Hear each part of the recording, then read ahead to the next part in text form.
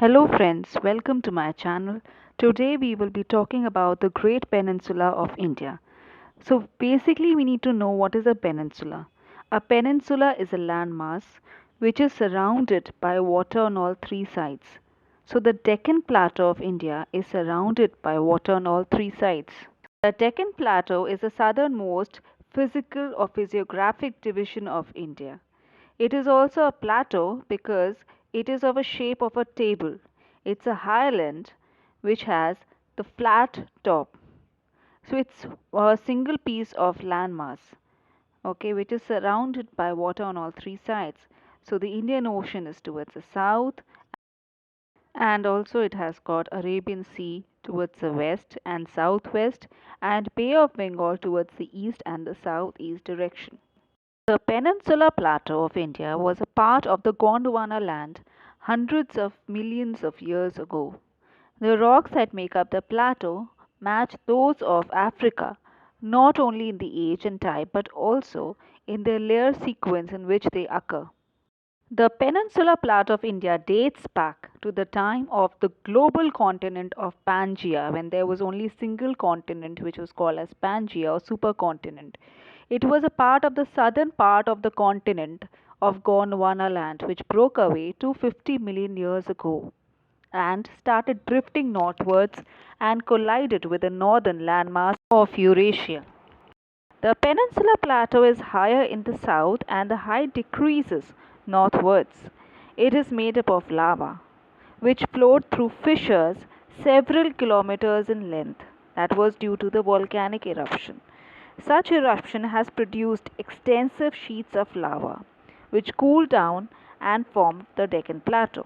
Peninsula of India is divided into two equal halves, that is Malwa Plateau and the Deccan Plateau, by the Narmada River which is flowing from the center.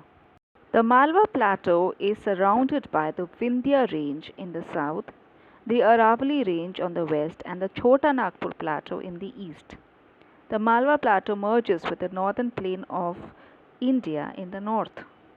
The main rivers that flows across the Malwa Plateau are Chambal, Sindh, Betwa, Son and Damodar, which flows northwards as the land slopes from the south to the north and joins the river Ganga, which are the main tributaries of Ganga as well.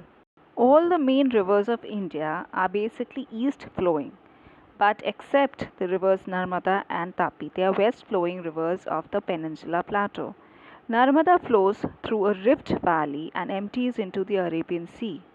The Tapi also enters and flows into the Arabian Sea. Now, both these rivers do not form any delta as they do not carry much sediments.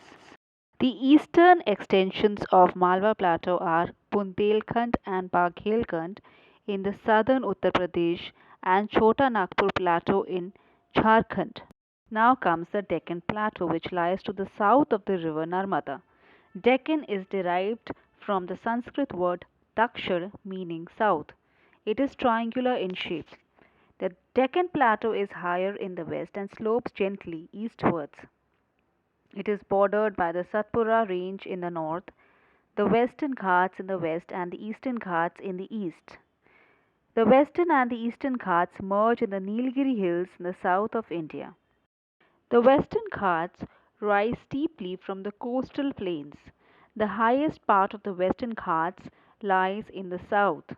The Western Ghats is also known as Sahyadris in Maharashtra. In Tamil Nadu, they form the Nilgiri Hills, meaning blue mountains.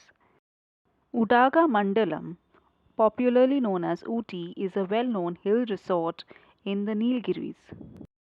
Further south in Kerala, they consist of Annamalai Hills and Cardamom Hills. The important rivers of the Deccan Plateau are Mahanadi, Godavari, Krishna, and Kaveri. All these rivers except Mahanadi have their sources in the Western Ghats and flows eastwards due to the slope of the land. They form deltas along the eastern coastal plain before emptying into the Bay of Bengal.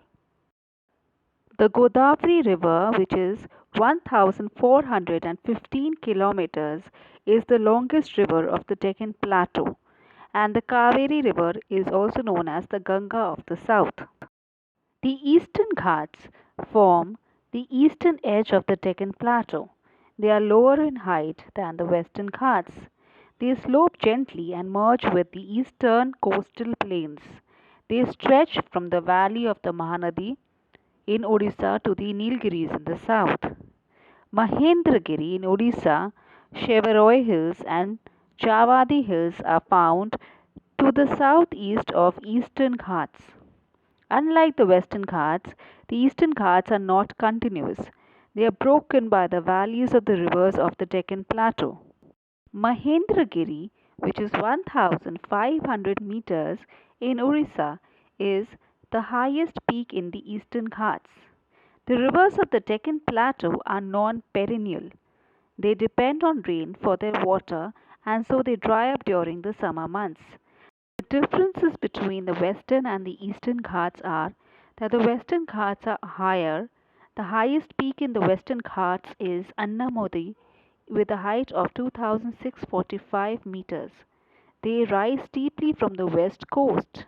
The hills are continuous, and all the rivers of the Deccan Plateau rise in the Western Ghats. Whereas in the Eastern Ghats they are lower. The highest peak in the Eastern Ghats is Mahendragiri with a height of 1,500 meters. They rise from the east coast. The hills are discontinuous.